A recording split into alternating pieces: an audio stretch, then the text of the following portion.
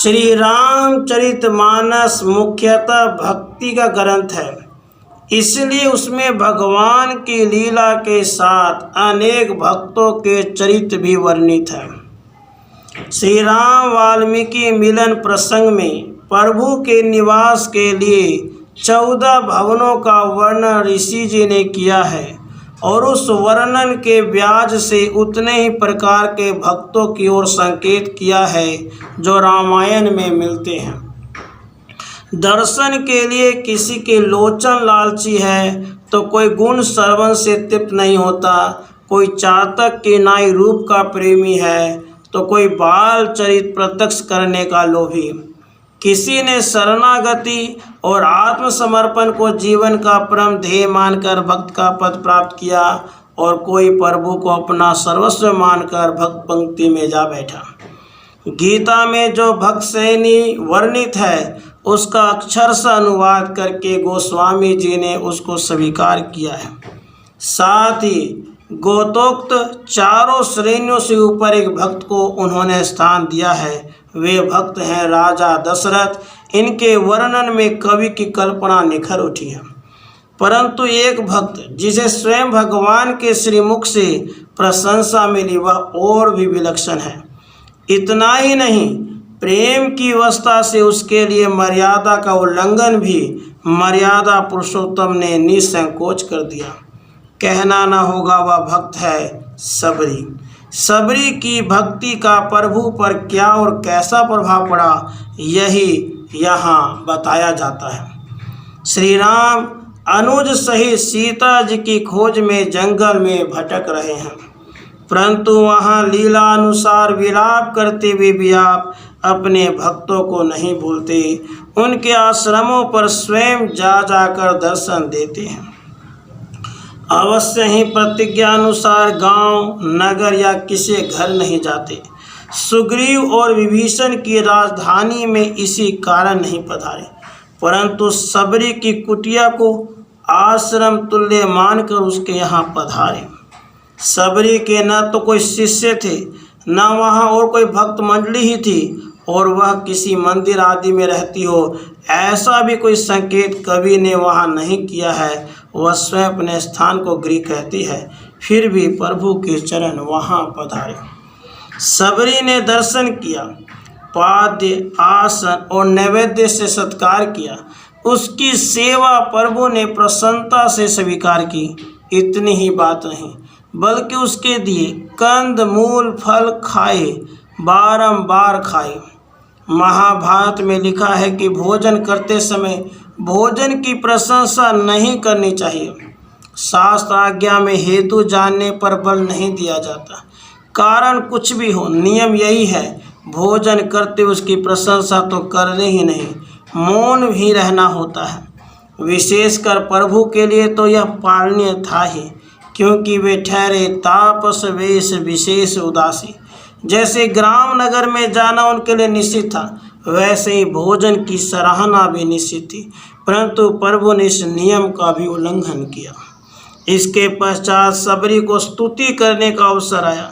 बेचारी संकोच में पड़ गई, कैसे स्तुति की जाती वह जानती ही नहीं थी। उस समय प्रभु उसके संकोच को समझकर मन ही मन मानो कह रहे हैं, अरे तू क्या मेरी स्तुति करेगी, मैं स्वयं तेरी स्तुति करने तेरे द्वार पर आया हूँ। ऋषि मुनि देवता आदि ने कितनी ही बार प्रभु की स्तुति की, परंतु प्रभु ने किसी को कभी भी स्तुति करने से रोका नहीं, न उसे बीच में टोका। आज इस बात के विपरीत और भी एक ही बार आचरण हो रहा है। सबरी को स्तुति नहीं करने दी जाती, प्रभु भक्त से लीला करते हैं। बड़ी चतुराई से सबरी को भुलावे में डालते हैं, जिनका वचन है, मोहि कपट छल छिद्र न भावा। वे ही आज प्रेम व सीधी साधी और विश्वास करने वाली सबरी के साथ छल कर रहे हैं, जो प्रेम राज्य में भक्त और भगवान के बीच सम्य ही नहीं, प्रेम के उत्कर्ष का एक साधन है। सबरी से प्रभु कहते हैं, अरे तू मेरी बात सुन, मैं तुझे उपदेश देता हूँ। और यह आज्ञा करते हैं, सावधान सुनो धर मन मोही। बेचारी हाथ जोड़ चुपचाप खड़ी रहती है। वह क्या समझे कि उपदेश का बहाना बनाकर मेरी प्रशंसा की जाएगी।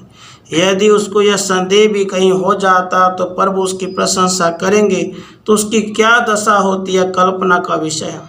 अपनी हीनता के कारण वह तो पहले ही संकोच से ऐसी दब रही थी कि मुख से शब्द नहीं निकलता था।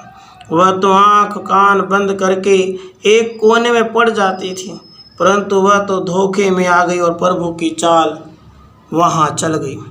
उपदेश के लिए नियम है जो पुराण आदि में सब जगह समान रूप से मिलता है कि प्रश्नकर्ता को उपदेश दिया जाता है। प्रश्न से श्रोता के अधिकार का पता चलता है। नीति का वचन है, ना पृष्ठ कस्यचिद ब्रूयात्। सबरी ने तो उपदेश की प्रार्थना की नहीं। बिना जिज्ञासा के उपदेश करना अनुचित और जो उपदेश पालनीय न हो वह भी व्यर्थ। यहाँ दोनों ही आपत्तियाँ की जा सकती हैं। सबरी ने उपदेश की प्रशंसा नहीं की और दूसरे जो वस्तु स्थिति प्राप्त हो चुकी उसके लिए उपदेश व्यर्थ ही नहीं है, हास्य उत्पादक है। जो गंतव्य स्थान को पहुंच गया उसको मार्ग दिखाना व्यर्थ है। वही बात यहाँ भी चरितार्थ है। नवदा भक्ति का उपदेश किया जा रहा है उसको, यह व्यर्थ उपदेश है या स्तुति। उपदेश के व्यास से स्तुति है। और एक बड़े मजे की बात है, उपदेश तो चरितार्थ करने के लिए दिया जाता है, पर सबरी तो अभी अभी प्रभु के समक्ष ही योग अग्नि से अपना शरीर भस्म कर देगी। उसको अवसर कहाँ शिक्षा ग्रहण करने का। यदि यह कहा जाए कि उपदेश जगत के लिए है तो ठीक है, परंतु जब सबरी रहेगी ही नहीं तब वह तो किसको सुनाएगी। इसी प्रकार एक बार फिर भक्तवत्सलता से परवश होकर बिना जिज्ञासा के अपनी प्रजा को स्वयं आमंत्रित कर प्रभु उपदेश देंगे। दोनों अवसरों पर नियम भंग का कारण समान है, परंतु सबरी को जो नवदा भक्ति बताएगी वह इससे भिन्न है। सिद्धांततः तो कोई भेद ना भी हो, परंतु अंतर तो है ही। इसके दो कारण हो सकते हैं। एक तो यह कि भोली भाली सबरी ने जिस कर्म से या कर्म भंग से साधन किया उसी का वर्णन प्रभु कर रहे हैं। मानो सबरी ने ही एक भक्ति शास्त्र की रचना कर डाली और उस पर प्रभु ने मुहर लगा दी और यह भी साथ ही बता दिया कि भक्ति के राज्य में नियम पालन से कहीं अधिक महत्व भाव का है। खांड का खिलौना साबित में मीठा और टूटा भी मीठा। दूसरी बात यह है कि पौराणिक भक्ति क्रम प्रभु में दृढ़ भक्ति प्राप्त करने का साधन है। एक सोपान से प्रभु के प्रति प्रेम दृढ़ और प्रगाढ़ होता है और भक्त प्रभु के अधिकाधिक निकट पहुंचता जाता है। अंत में उसकी अनन्यता के कारण वे ही सबके सर्वस्व एवं प्रेम पात्र बन जाते हैं। गीता में जैसे अर्जुन से भगवान ने कहा, मामू पैश्यसी, नवदा भक्ति वहाँ तक जीव को पहुँचा देगी। परंतु सबरी की भक्ति तो ऐसी थी, वह स्वयं प्रभु की प्रेम पात्र हो गई। वहाँ तो गीता के शब्दों में यह दशा हो गई, मयि ते तेषु चाप्यहम्। प्रभु का प्यारा बनने का उपाय सबरी ने बताया और किसी भक्त को प्रभु ने यह नहीं कहा, सकल प्रकार भक्ति दृढ़ तोरे। जहाँ एक से कल्याण हो जाता हो वहाँ पूरी 9 और वे सब की सब दृढ़ भक्ति। श्री भगवान ने एक और हंसी की बात कही, सबरी को करीबर गामिनी कहकर संबोधित किया। वह भले ही अपने को सर्व प्रकार हीन समझे, परंतु प्रभु तो उसमें हृदय और शरीर का सौंदर्य देखते हैं। जिसका हृदय वास्तव में सुंदर होता है उसका तन और गति भी सुंदर होती है। प्रेम में नियम नहीं चलता, प्रेम राज्य के नियम ही कुछ अटपटे होते हैं। साधारण नियम विशेष नियमों के सामने निस्तेज हो जाते हैं। प्रभु को जो भक्त प्रेम पास में बांध लेते हैं वे जैसा चाहते हैं उन्हें नचा लेते हैं। सबरी के प्रेम की बाढ़ में मर्यादा की सीमाएं